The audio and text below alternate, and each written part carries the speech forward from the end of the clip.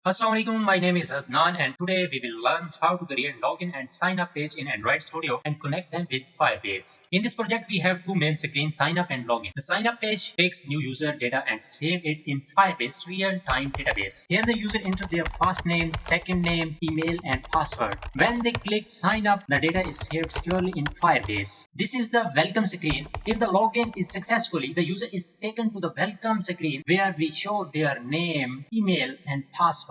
This project is built with Kotlin in Android Studio and use Firebase real-time database for storing and checking user details. If you want the full source code of this project, you can contact me directly and get it. And if you want to learn Android development step by step, I can guide you. So you can build your career from your home. Start learning today. Your future is in your hand. Thank you so much for watching. Allah Hafiz.